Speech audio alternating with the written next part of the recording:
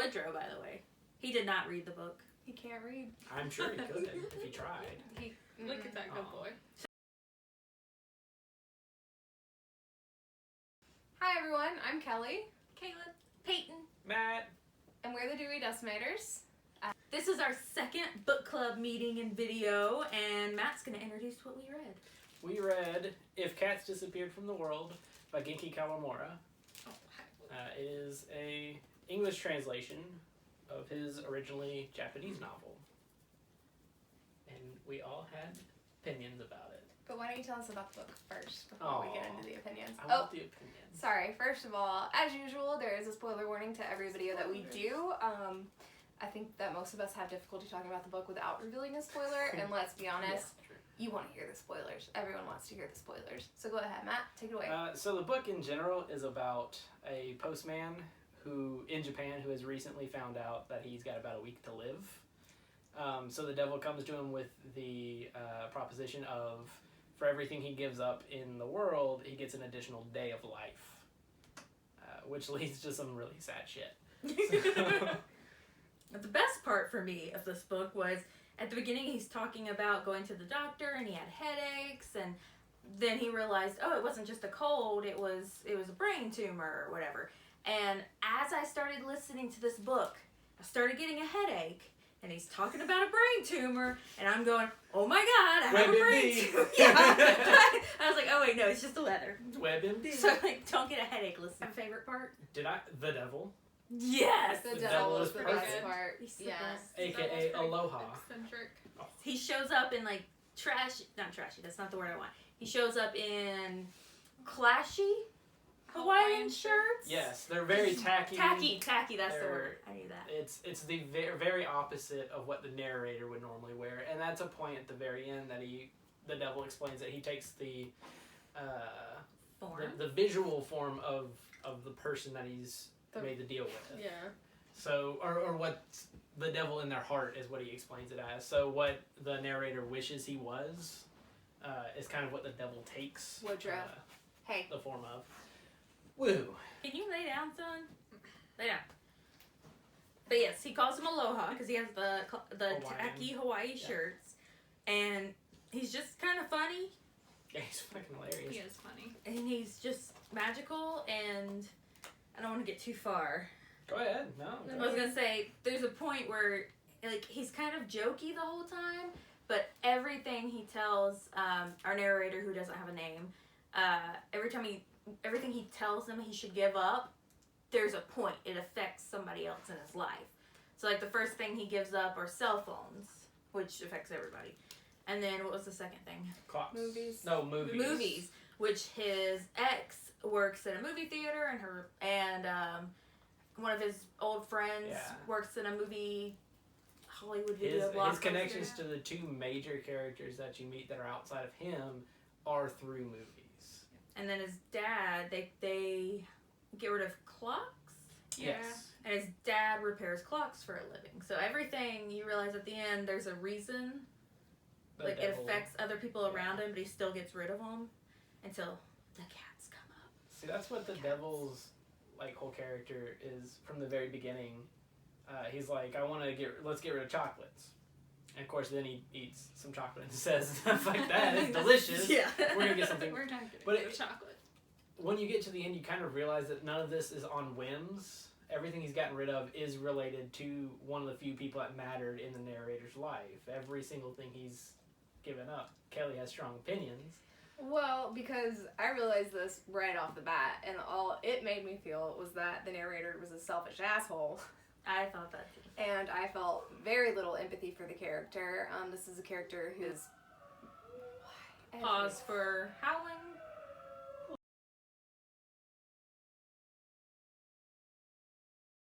I'm gone now. I don't remember what I was saying. Oh yeah, selfish asshole. Yeah, he is a selfish asshole. Yeah, so anyway, so this is a guy whose life has just been overtaken by boredom. I mean, he works and then he goes home, and that's his life. And I'm sure you're supposed to get something out of this where he gets this live your life to the fullest. You right. get a second He chance. learns from his mistakes, and he has 3 days to do what. No, fuck all of that. He still dies. He still, well, spoiler alert, I guess. He doesn't We die already in the put book. that. In the book, it's not. He doesn't. He doesn't make Well, it. he can't write the book after he's I was dead. kind of wondering if he made it to his dad's house. Yeah, I was too.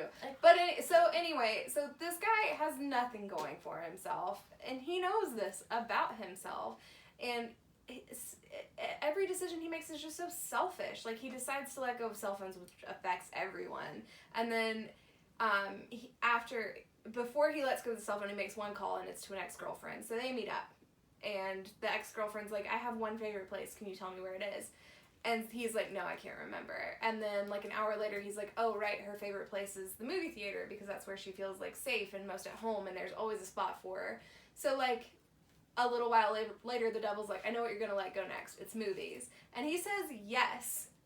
So you just realize this is a safe place for someone who you used to love and still probably do love. And her job. And her job. And you say yes to it. And then your next choice, given by the devil, is clocks. Your dad's a clockmaker, and regardless of how strange a relationship is with your father, you still say yes to letting go of clocks. Like, it's only until it affects you directly with cats that you finally decide that you don't need to live anymore. So, like, why are you're making sacrifices for other people without it affecting you directly? Like, yeah. I liked how when he got rid of movies, he went to his friend's movie rental place, whatever, asked him for his opinion on what's opinion, and then just took them away. And then was like, thanks for all your help, bye. And like, just got rid of movies. Sure, movies were important to him, but that was the one sacrifice he made where it felt like it maybe hurt him a little. But clocks, no. Well, each thing he gives up, the entire chapter dedicated to, like, the day of everything, that particular thing going away, is him coming to terms with the reason why it was so important to him, and how it had become such a thing that he took for granted, and now that it's gone, he's starting to pick up on all these little things that he never noticed or paid attention to before. And that's kind of what it feels like the lesson the devil is kind of playing in the book is, it's all the little mundane things that you do constantly, like watching a movie with someone, or using your cell phone, or watching the clock to count down the hours to whatever event, or anything like that. It's all these little things that a lot of people take for granted daily, that he's just like, oh, okay, we can live without clocks. Okay, yeah, we can live without cell phones. But as more of these things pile up, you kind of realize how much he's realizing, despite how mundane his life is, a lot of it's filled with these little joys that he's gotten out of it, which is a big Japanese thing, which is kind of one of those cultural things. Because this is written in Japanese, it is written by a Japanese man, that some of the little minutiae of some of the cultural differences, one of them is little things are supposed to be more important. And so that's the kind of lesson that he's supposed to learn, is look at all these little things that, like, the amount of time you spent on a cell phone or on a telephone is all of a sudden more important to you now that you don't have a phone.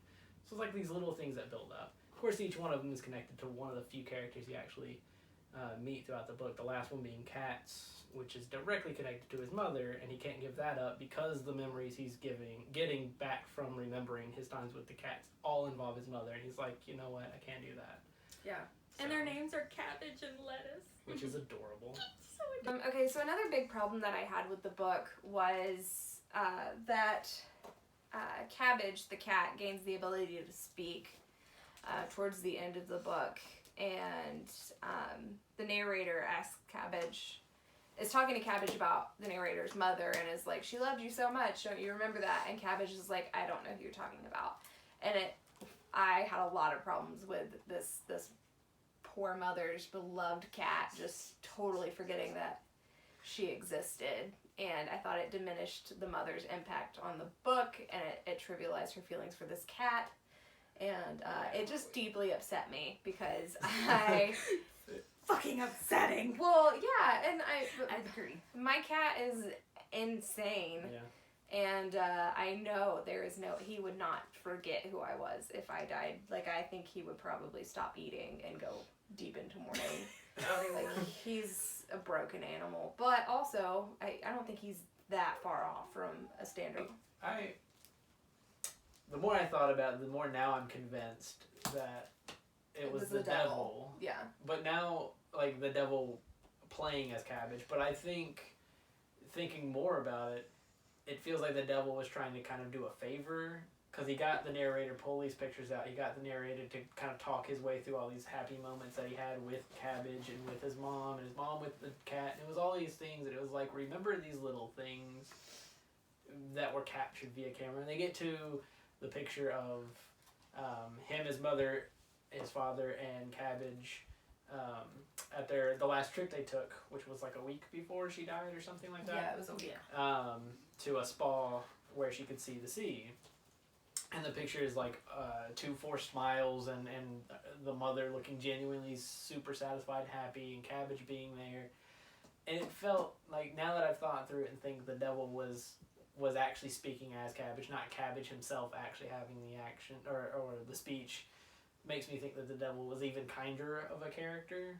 Because he kind of was like, pull out these old memories and look what you got to enjoy already. Was it actually the devil?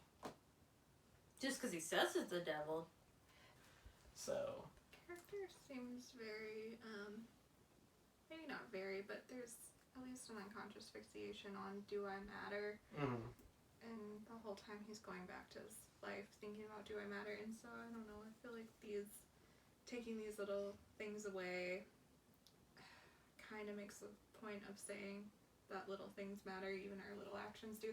And that's what the other characters fixate on each other with. Like, the ex-girlfriend talks about the things that he did that annoyed her, but they were little things that still made him and had an impact. And then his mom, oh god, that part tore me to shreds, but his mom with the letter Yeah. talks about the little things that he does that made him a person. And so it's like these little things that flesh out so I much. did like that. I have to agree with Kelly on he's kind of a douche, because every time the ex asked, like, what's my favorite food? It was chicken tenders. How do I remember? And, like, she would just ask all these questions, and he's like, I don't know. And he had no clue. And I'm like, I don't think it came off as an I don't know kind of. I don't It was more of remember. I don't remember, because they've been broken up. I don't know how long, but 4 years. I mean, she even made So the it'd been a point of, while. like, I'm asking you this because, like, it doesn't really matter anymore. Because I guess you forget that as you're broken up is like pretty much what she says. Because he asks her, like, why did we break up? And then she starts asking him, like, all of her favorite stuff. And she's like, yeah, I can't really remember, and it doesn't really matter anymore. yeah. I just thought he was a douche. And then Okay, I'd go with that. that's kind of the point where when they meet up again, because Cabbage or the devil, whoever, kind of ran off and ran up to, and he finds Cabbage at the movies with her. And she's, like, breaking down over it, and he's breaking down over it, and it just feels like one of those things where the little things kind of, they both kind of remembered the little, obviously she remembered significantly more than he did at the time, but as she reminded him, he was like, oh, I remember you ordered chicken tenders everywhere we went, oh, I remember this, you did this every time, and, like, I don't know, it didn't feel, I don't know, it felt like that's what I do. I forget a lot of things that are kind of the small things. So when somebody asks me something like, what was my favorite thing to eat? I don't remember. What's my favorite thing to eat? I haven't the slightest idea. Like, I genuinely couldn't tell you. I would Veggie answer nachos? salsa. They're closer. I was going to say tomatoes. Oh, yeah. Oh, yeah, That's okay. not like Okay, a we just- meal. That's Oh, fair. that's a meal. Well, for you it is. For It's you gross. it is. So The rest of us gross. don't think that way. Salsa I and mean, but, like, nachos were the next. Yeah, Okay, maybe that's- Mexican food. Maybe that's What's my favorite dessert? Cookie Chocolate. dough? Chocolate. Okay. Just go with that. Cookie dough is there. This is not at all part of that line of thought, but that part where the devil's like, I'm gonna get rid of chocolate because he's looking at the chocolate chips. I'm just imagining, like, what if, like, just chocolate chips disappeared out of cookies? Oh, God. Just sugar cookies all day, every day. No, I love chocolate chip cookies, like without the chocolate in them. It's a different cookie than a sugar cookie. Well, it I is a believe different it. cookie. Yeah, because you use brown sugar Yeah. versus, like, Yeah. the, so it has a little bit of molasses, I guess, is the Yeah. difference. But I just think that would be really funny if all the We had chocolate cookies chips- for dessert, if you can't tell. Yeah, so take some cookie dough, pop it in the microwave for like a minute at half power. Top notch. So Perfection. Totally healthy, good. too. Chef's kiss. As Matt does it. I don't. Let's not a thing that I do. So. But you did. It looks better because you have a mustache. I did this. Oh, Kind of like that wasn't even. was not it. We also discussed whether or not if this was actually happening or if it was an illusion brought on by the brain tumor. That's true. I vote coma hallucination thing. Yeah, I definitely vote illusion. I have no clue. See, It just felt like It's a Wonderful Life, Christmas Carol. Like it felt like one of his ways of learning this was the end and how to. Why every time I start? I think they hear your voice and they're like, power through. Ma! I'm sorry, Woo. You startled him so many You times. did it too. I did. It was his way of coping with the end of his life and the impact that he had made and putting it into terms where he would feel like he had made an impact and he was okay with letting go. So it to me it seemed like a hallucination. I feel that. Do we think he came out of the hallucination? Like, I really want to know if he Well, see, that's why I think that. made peace with Maybe his that's dad. why the last chapter was what it was. Yeah. Well, see, that's where I go back to. I think this being a semi-clunky translation is the end of it doesn't have a chapter title. The end of Saturday is him saying, like, I decided to sit down and write this letter to Dad, essentially. And this is like a whole thing is his will and testament. He's retelling his week, and he's going to deliver the letter to his dad. And then Sunday is written in the exact same way as the rest of the book. So it doesn't differentiate whether or not it's part of this letter or if it's part of the hallucination or if he's actually going to visit his father for what may be his last day on Earth. So It's an Inception top thing. You don't know if it's real or not. Oh. yeah. I was struggling real hard to get Yes, that one. the like Yeah. Leo spinning top. shows up. Like, Which- the epitome The of top his- wobbles. It's gonna fall over. We can't.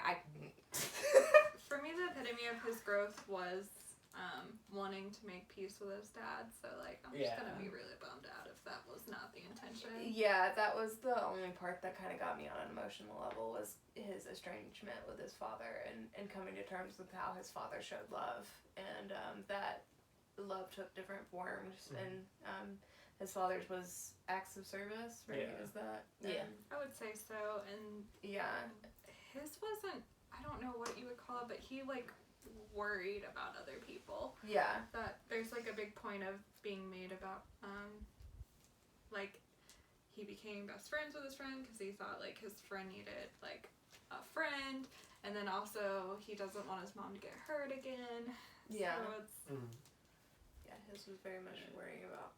His estrangement with his dad. The end is like that's probably the most emotional spot for me because Yeah. it does feel very much like a. That's when there was some dust in the room. Like I didn't cry, but there was a tickle. Yeah, Let's that cut one, some onions. because that one feels so, like that part because the rest of it's so surreal with maybe the devil Yeah. getting rid of things that felt so real. Like that can be a thing that you can witness or happen in real life. Yeah. And it being such a, I was gonna toss this letter in the mailbox, and I realized that on my last day, I need to hand deliver this so you can read my words.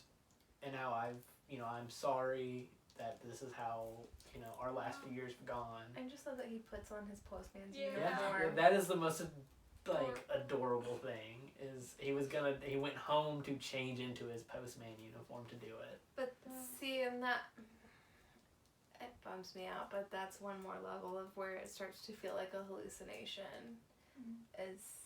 And then he's on in a postman's uniform on his like postman's bicycle, and he's just on an endless delivery quest where maybe that's just the rest of his afterlife is Why trying. would you do this? What the fuck is wrong with you? So is it purgatory or is trying it to something he deliver- but I think trying to deliver the letter to his? Well, I don't even think that it's trying, but like he decided to be a postman because of how he felt about stamps and how he felt about his dad's relationship. So I think that he enjoyed being a postman because he got to be that person for other people. Yeah. So I Because he think does it go would on be that an tangent. afterlife that he would want. Yeah. I mean, he goes on that I didn't bring tangent that up about last time, so No, that's you my didn't. bad. But what the fuck did we do to you for you to do that? Because that would almost make sense because Christianity in Japan is used a lot, like kind of as not as a joke per se, but they don't. It's not like the Western symbolism that's it's used. different, They use yeah. it very differently because Shinto and Buddhism and other religions exist more heavily than I was gonna bring that up with the Japan. Aloha, how he was like American version of the devil is the goat and the evil, and this version was like it was just him. It was more sense of self, which Yeah. I feel like is more of an kind of Eastern thing anyways, Yeah. an awareness of That's who why you are and how you're interpreted by other that's people. why your point That's of why the mom hit this me being so hard. purgatory is even worse, is because it's Maybe like, it's God the damn more it. I'm on it, the more I'm like, Yeah, I think you're. I shit. think you might be We're right done. because he doesn't make his it, concept of like Christianity is clearly not quite yeah. what it's So supposed that to be. just bummed me out hard. Well, this book has got way more sad than I thought. Sadder than I thought. Damn. What the hell is wrong with you? I didn't want to do it to myself, so I'm sorry. Can't believe you did that. The mom, the like letter that he gets from his mom Yes. years later was the part that hurt me the most. I Yeah. think. yeah, Because that's true. The way it's delivered is so. Because he has been this kind of just blandish kind of character who he doesn't really see himself as having any kind of value or impact, and I think that's a big point of the book, is just questioning like what's my value to any of this existence, and then his mom gives him this letter and it's just 10 little small things about like what he's done, and I think that's just a nice reminder. Like his the dimples he gets when he smiles, and the way he tries to make everyone laugh, and like all these little things, they're just like the sweetest shit. Yeah. It's very mom.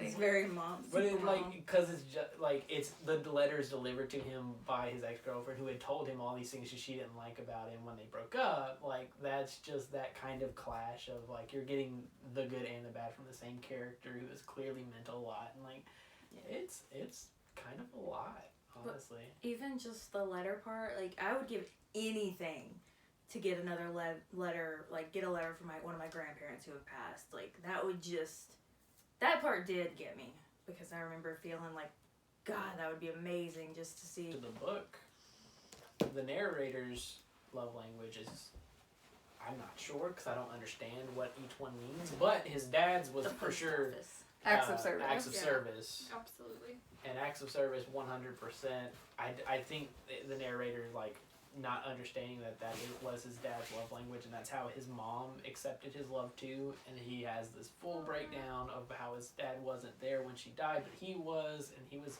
at home fixing a watch, and how that wasn't important, why wasn't he there for the important thing, Yeah. and that's his mother was perfectly fine with it. And then there's that time when they're on vacation, and then he had booked a room, he was sure it was booked, and then they're like, yeah, we don't have your room. So his dad like ran around Yes. all over town His trying dad, to find a place. Yeah.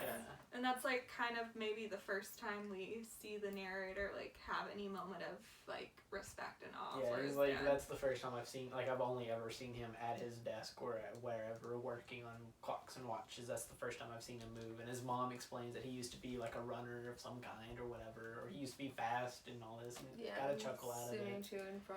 Yeah. So that, I know. That's- He's so tired. You he's young, a sweet boy. you Cyan more so. So rating Quotes. quotes JK. Because I've got a couple, and I know that you have one that was really good. So, okay, I'll go ahead and read mine because Alrighty. I knew I had another point about it. But, so at the beginning of the book, his mom's talking about Lettuce, which is one of the cats she'd found. And she says, in order to gain something, you have to lose something. People are always trying to get something for nothing, but that's just theft. If you gain something, it means that someone somewhere has lost something. Even happiness is built on someone else's misfortune. And then later, towards the end of the book, after he receives the letter from his mother, there's a part where the narrator goes, Mom's words resurfaced in my mind again. In order to gain something, you have to lose something.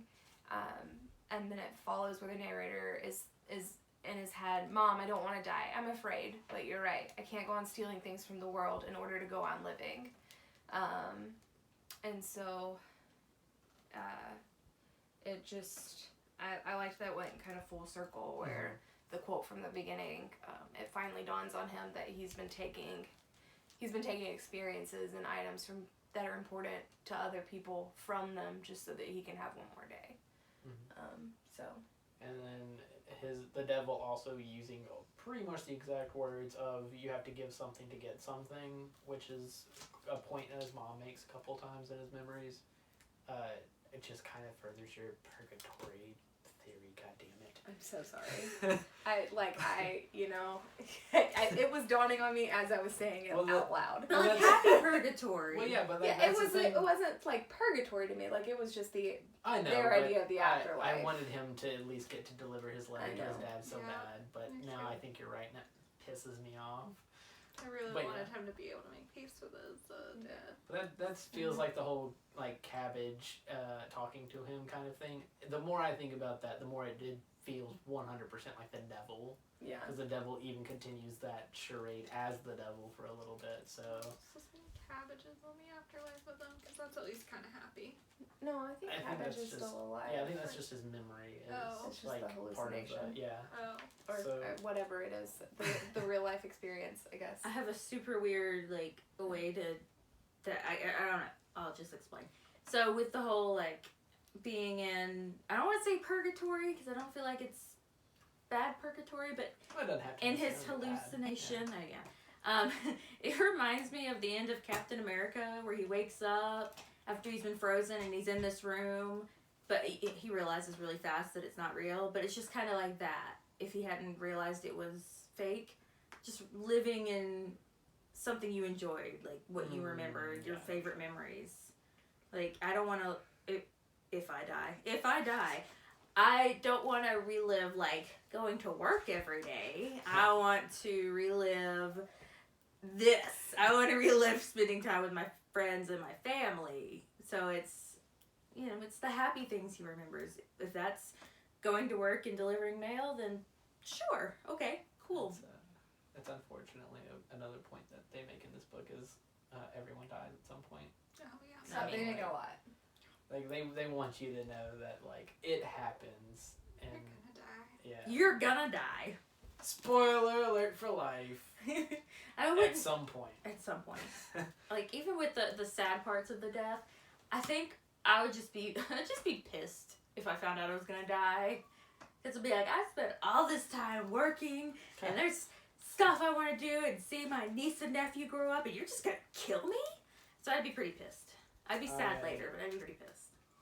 I like that actually brings me to one of the quotes I ignored the last time, was he accepts the diagnosis of his brain tumor and him having at most 6 months, likely a week to live, and he basically his response is just to kind of walk out and be like, I shouldn't have stocked up on so much toilet paper and laundry detergent last time I went shopping. Yeah. That feels like my response. That's exactly I should have wasted so goddamn much money. What is your return policy? Right?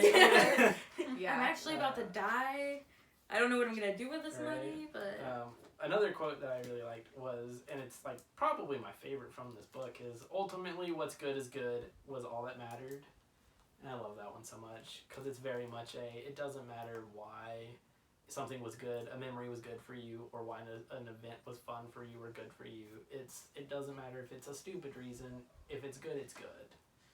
And I thought that was a really, really cute little touch. Yeah. I mean, some people might think we're weird for doing this. I know that. Yeah, no, it's cool. And then I got one more quote that's not any of the ones I've done before. Was when we had started dating, I just couldn't imagine our relationship ever ending. I assumed that because I was happy, she must be happy too, which is already kind of a play on the rest of the book. But then a time came when that was no longer the case. Feelings can't always be mutual. Love tends to fizzle out over time, and even though everyone knows that, it doesn't stop anyone from falling in love.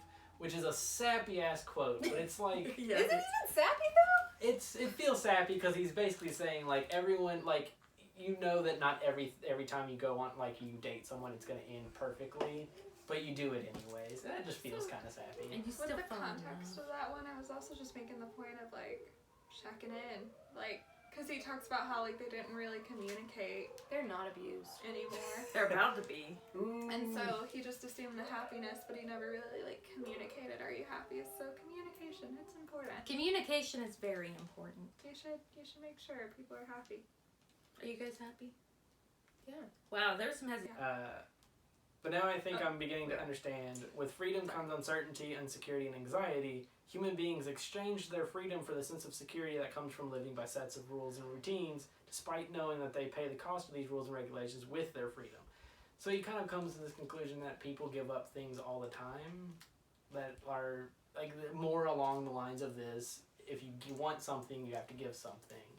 And I like that particular example and quote, because it is very much a thing that we see frequently now, is how much of your security you're willing to give or get in exchange for how much freedom you give or get.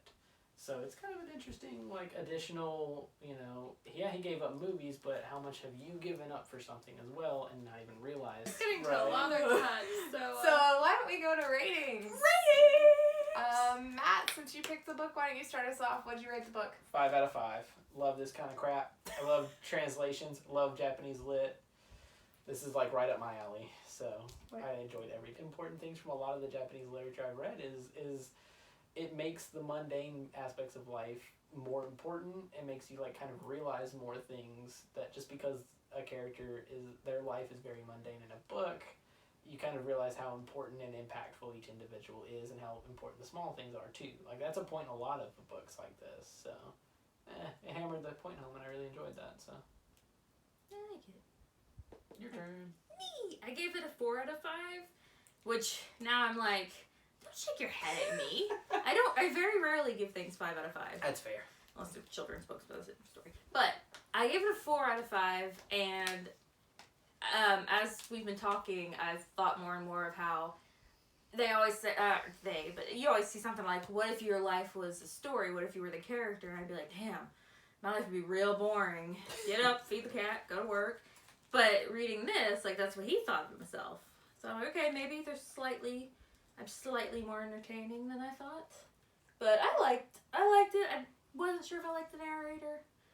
But I loved Aloha, which, the devil, Aloha, yeah, I loved him. And the cats. So, that could be questionable about my character. Kaylen! I'll give it 5. I cried a lot, but I usually like when books make me cry because it usually means that somehow it resonated with me or that it was brought to life for me well. Also, I feel like it rose a lot of questions that I wouldn't normally think about. Like, I wouldn't normally think about who would be the last person. Like, if I had one phone call left, who would be that person who I would call?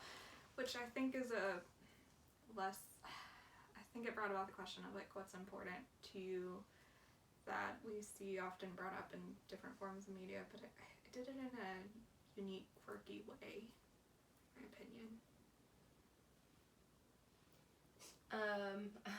So I feel like you're rethinking right now. well, I'm gonna raise it a little. 3.26. Oh, there we go. No, a little more than. So, funnily enough, my well, I'm gonna give it a 3.5 out of 5. Fair enough. Because my realization that of the end, even though it made it so much bleaker, it also kind of gave it a sense of hopefulness and Yeah. to me a little, yeah. So, but there were really beautiful parts, and there were quotes, and it definitely made me think and had an impact on me emotionally. However, I think it is a sort of book where you have to appreciate the character growth, and I didn't like the character, and I'm the kind of person where my first impression is pretty difficult to change. So I, throughout the book, just continued to not like the character, and I didn't get the full impact of the book because of that. So for me, it's a 3.5. It's a beautiful book with a beautiful plotline, but I just didn't get as much out of it as I could have. So do we want to talk about next month? I'm not happy, but it's fair. Yeah. It's fine. Next month's book club book, because it's supposed to be audience or viewer choice, but because we don't really have any viewers yet. You don't exist You don't yet. exist. You don't exist yet. Technically, we are our viewers because we watch it. We're So hilarious. So I really ended up picking the next 2 months. That's alright. I'm not apologizing for it, because next month is my all-time favorite book. It's Joe Minogue's The Boy Detective Fails.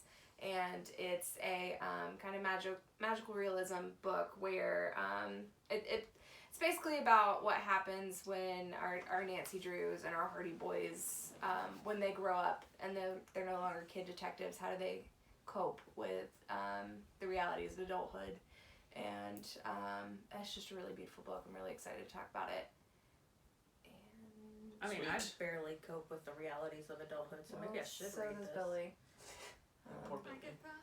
Yeah, it's just beautiful. I can't wait to read it again. Me too. Scared. All right. Is that? Don't forget to like and subscribe, Or else. because we're trying to quit our jobs. Because we're trying. Can I end this with something super sappy? Go ahead. Yes. Ready? You want to read it with me? Oh, okay. Yeah, ready? You don't have a family, you make a family. That's my family. Aww. Woo, you're included. Woo is mostly. Wait a minute.